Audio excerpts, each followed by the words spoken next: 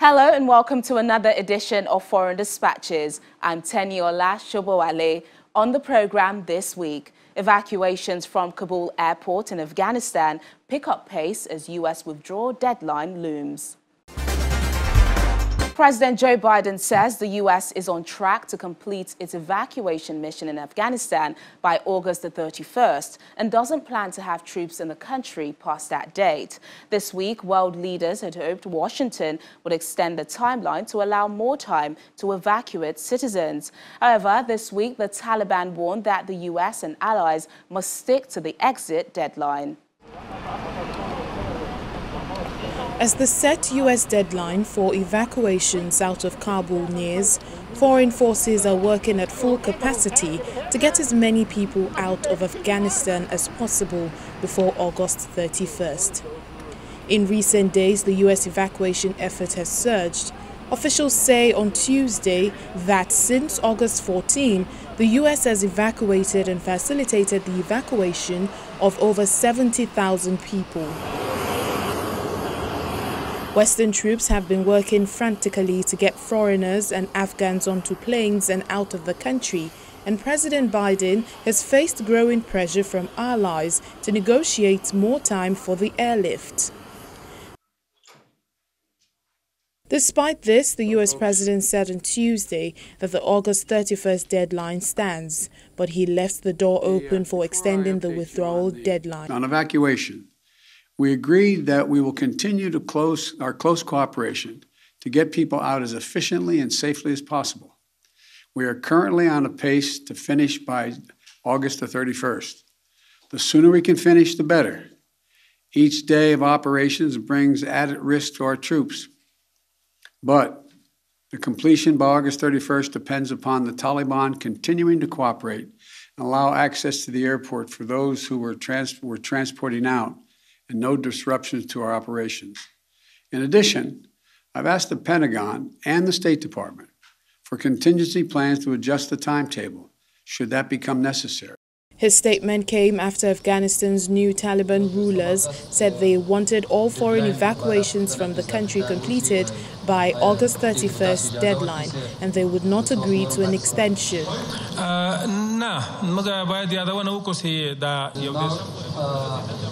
The extension was unilateral by the side of the United States. It was a violation of the agreement. We want them to evacuate all foreign nationals by the 31st of August. And we are not in favor of allowing Afghans to leave.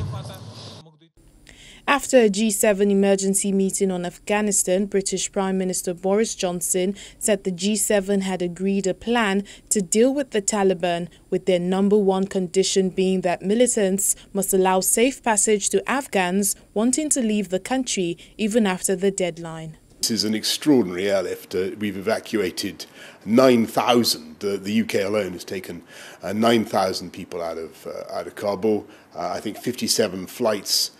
Huge effort by our military, and we will go on right up until the last moment that we can. But you've heard what the President of the United States has had to say. You've heard what the Taliban have said, and I think you've got to understand the context in which we're doing this. We're confident we can get thousands more out, but the situation at the airport is not getting any better. There are public order issues. There are harrowing scenes for those who are trying to get out, and it's tough for our military as well.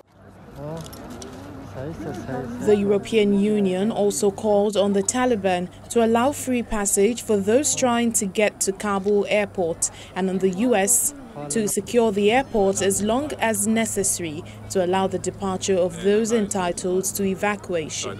We call on the new Afghan authorities to allow free passage to all foreign and Afghan citizens who wish to get to the airport. We have also raised this issue with our American friends and partners on two particular aspects. First, the need to secure the airport as long as necessary to complete the operations. And second, a fair and equitable access to the airport for all nationals entitled to evacuation. Most of the EU's staff, and including the Afghan staff, including their families, have been evacuated now from Afghanistan and are safe. Now turning towards the G7 we just had. First of all, I want to thank the United Kingdom presidency for convening this meeting. We all agreed that it is our moral duty to help the Afghan people and to provide as much as possible support as conditions allow. The situation is indeed a tragedy for the Afghan people, and it is a major setback for the international community. The United States signed an agreement with the Taliban in February 2020 to withdraw troops and those on Western allied nations from the nearly 20 years of war in Afghanistan. But as the withdrawal deadline looms, Washington and most of the global community have since warned that they will not extend legitimacy to any government in Kabul formed by force. The Taliban's seizure of power in the war-torn nation has brought about international concerns over possible human rights abuses against the Afghan people, especially women and girls. Since taking control, there's been numerous reports of gunfire on pro-democracy protests across the country, and the UN says there's credible reports of executions being carried out. The top UN human rights official, Michelle Bachelet, says she has received credible reports of serious violations committed by the Taliban in Afghanistan. This includes summary executions of civilians and restrictions on women and on protests against their rule. Bachelet urged the UN Human Rights Council, holding an emergency session at the request of Pakistan and the Organization of Islamic Cooperation, OIC, to set up a system to closely monitor Taliban actions. In particular, we have also received credible reports of serious violation of international humanitarian law and human rights abuses taking place in many areas under effective Taliban control. They include, among others, summary executions of civilians and all the combat members of the Afghan National Security Forces, restrictions on the right of women, including the right to move around freely and girls' right to attend school, recruitment of child soldiers, and repression of peaceful protests and expression of dissent. I urge this Council to take bold and vigorous action, commensurate with the gravity of this crisis, by establishing a dedicated mechanism to closely monitor the evolving human rights situation in Afghanistan, including in particular the Taliban's implementation of its promises with a focus on prevention. Many Afghans fear reprisals and a return to a harsh version of Islamic law that the Taliban enforced when in power from 1996 to 2001, in particular the repression of women. The draft resolution tabled today is a travesty. We have documented that the Taliban advances came with summary executions, disappearances, restrictions on women, media, and cultural life. This is not ancient history. This is earlier this month, and this is today. Women in Afghanistan are being turned down from their offices by the Taliban. Universities have been asked to discuss gender segregation possibilities. Women are required to be accompanied by male members of their family in public. Media are not broadcasting music. Journalists and activists are in hiding or in flee. Former members of the Afghan National Security Forces are scared of the worst, the summary executions. Addressing the emergency session of the UN Human Rights Council in Geneva, a senior Afghan diplomat from the deposed government says millions of people fear for their lives amid reports of door-to-door searches. The situation on the ground is uncertain and dire. It requires serious attention, responsibility, and accountability. We witness a high number of serious violations of international humanitarian law and human rights abuses, which are documented, and most of those gruesome videos are available online. There is no alternative to the establishment of a right-based, pluralistic, broad-based government that includes all ethnic groups and women representative in an open manner. While some states have adopted the policy of wait and see, the human rights system cannot and should not wait and see. Despite the concerns over human rights abuses perpetrated by the Taliban, China's envoy to the United Nations used the special session to accuse America and its allies. Beijing says the US Army and the militaries of other coalition partners, including Britain and Australia, should be held accountable for alleged rights violations their forces committed in Afghanistan. A handful of countries, including China, Pakistan, Russia and Iran, have indicated they may be willing to engage with Taliban militants diplomatically. Leaders of the Taliban, who have sought to show a more moderate face since capturing Kabul, have begun talks on forming a government that have included discussions with some old enemies from past governments, including a former president, Hamid Karzai. Recognition of a Taliban government by other countries would have important consequences, like allowing the Taliban access to foreign aid that previous Afghan governments have depended on. Much of the world's focus has been on events in Kabul in recent days, with thousands of fleeing Afghans still waiting to be evacuated from the airport there. However, the rest of the country is also facing a humanitarian emergency as the impact of the Taliban takeover is exacerbated by COVID-19, lack of food and water, and for many, the loss of their homes. The World Food Programme urges political leaders to act fast, warning that millions of Afghans could face starvation. The rapid acceleration of conflict and the sharp increase in hunger has brought humanitarian catastrophe to Afghanistan's doorstep. 1 in 3 Afghans, 14 million people, are hungry today, while 2 million children are malnourished. The World Food Programme says with drought, pandemic and conflict, the food security situation will continue to worsen and a great tide of hunger is soon arriving. The WFP says the Afghan people need support now more than ever. The needs in Afghanistan at the moment are immense. We have the devastating impact of the conflict. In addition, the country is grappling with a drought, a very severe drought, the second in just 3 years. WFP is on the ground assisting like we have for the last 60 years. We're hoping to scale up to 14 million people, but we urgently require 200 million to be able to do that, and we need that money now. Officials warned that without urgent funding, supplies will run out in the region soon. WFP is warning that a humanitarian catastrophe awaits the people of Afghanistan this winter unless the global community makes their lives a priority. Usually at this time of year, WFP is busy pre-positioning stocks in warehouses and with communities across the country. They are then distributed to needy families before they are cut off by brutal winter snows. This year, though, with funding levels tight and needs escalating, we risk running out of our core supply, wheat flour, come October. We only have a few short weeks left to secure the necessary donor funding to get food in place before the mountain passes are blocked by snow. Any further delay in our preparations could be deadly for the people of Afghanistan. Once the snow sets in, it's simply too late. The United Nations agency is also concerned the current upheaval in Afghanistan could push up COVID-19 infections. On Tuesday, the World Health Organization said it only had enough medical supplies in the country to last for a week.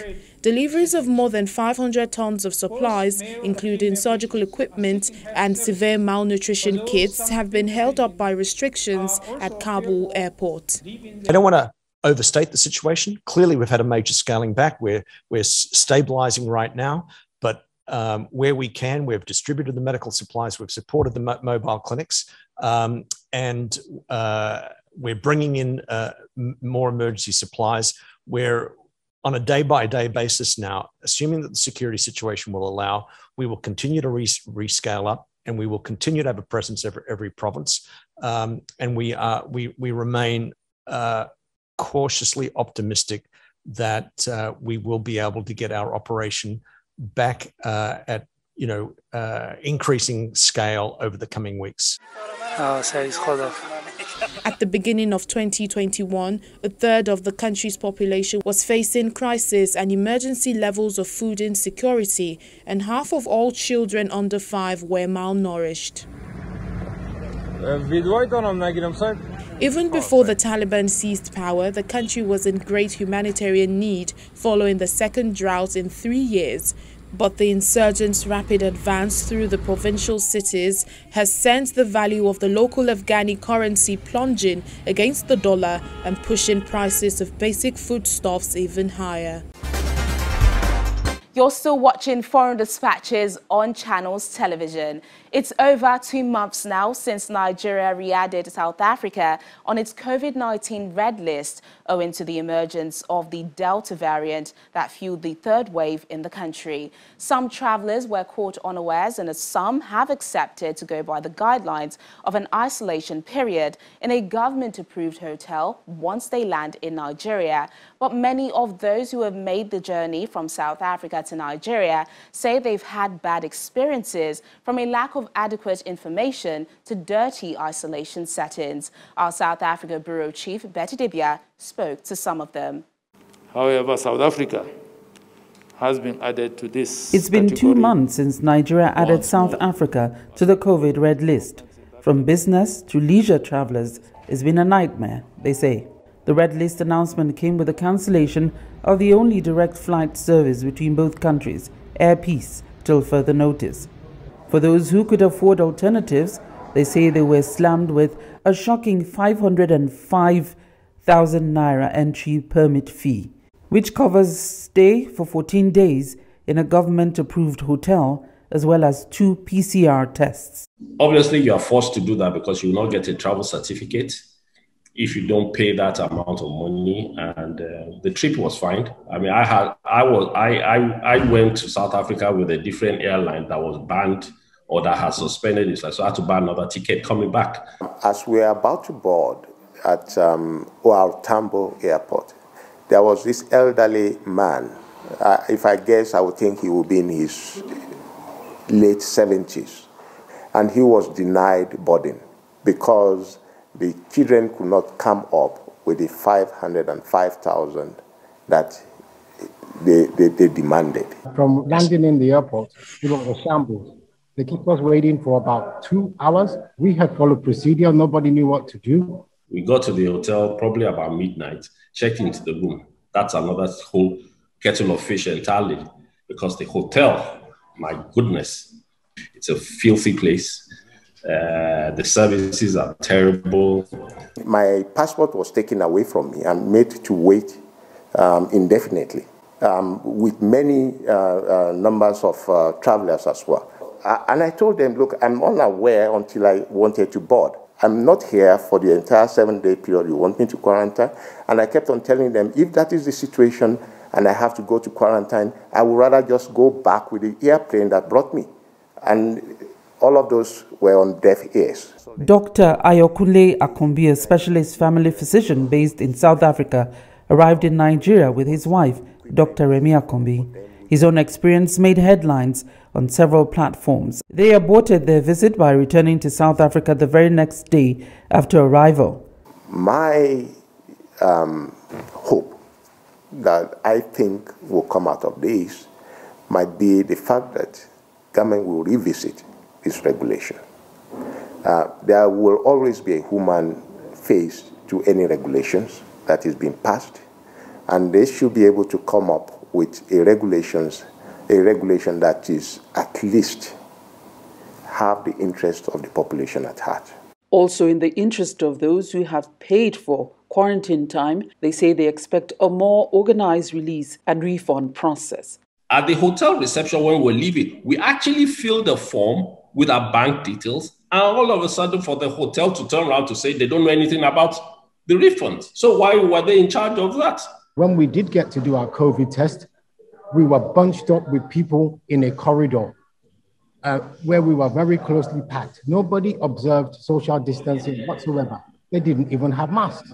Nigeria's High Commissioner to South Africa, Ambassador Mohammed Manta, says the major consideration for government is health safety. It is the duty of every government to safeguard lives and property. If you've been following, you will know that it is not only in Nigeria that we have these protocols in place, but they are under periodic review, I assure you.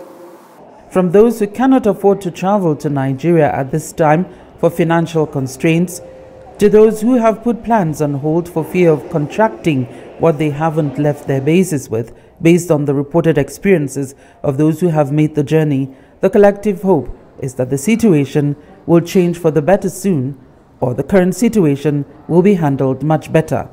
And finally on the program, a Nigerian immigrant in the United Arab Emirates, Possible Okaoma, is asking other Nigerian youths in the Middle Eastern country to shun crime and concentrate on working hard. The Abia State indigene, currently working as a security guard, recently found fame for his musical skills and is now getting help to build a career in music. Our correspondent, Mayowa Adegoke, has more on the story. Like someone will see you and I know you, I saw you on Loving Dubai, you're famous. It's a happy day for Nigerian immigrants in the UAE, Possible Okaoma, whose musical talent has made him Dubai's latest viral sensation.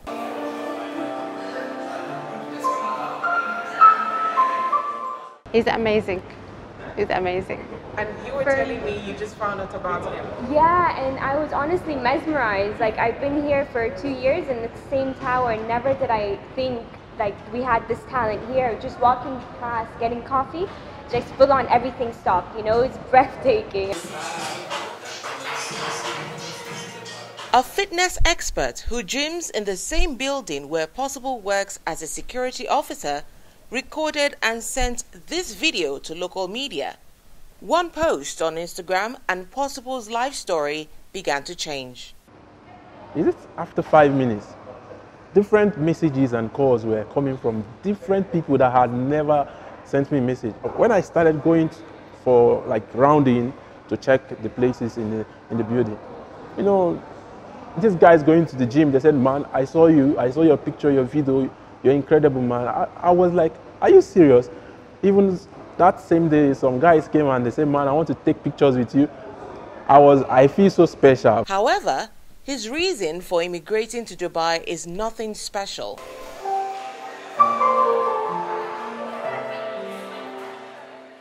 Possible, like many other Nigerian youth, came in search of better opportunities. Several failed attempts to get into his dream university of Port Harcourt pushed him to travel out of Nigeria in 2013.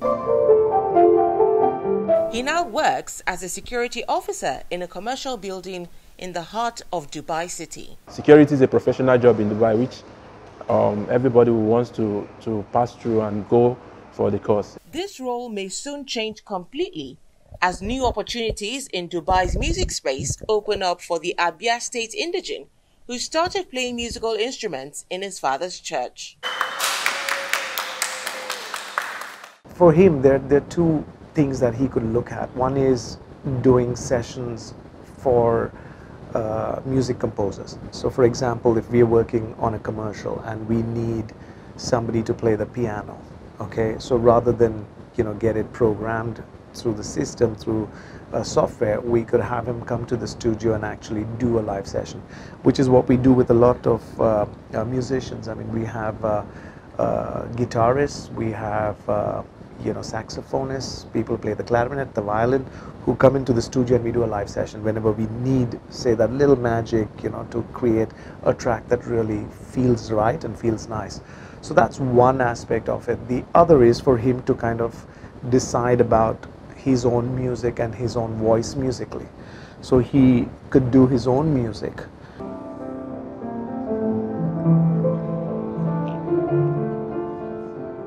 The husband and father of one still wishes to get certifications in health and safety, but for now, he's following the call of music. Well, this is where we say goodbye till next time. Remember, our top stories are never far away. You can catch them on channelstv.com. Thank you so much for watching the program. I'm Teniola Shoboale. Stay safe.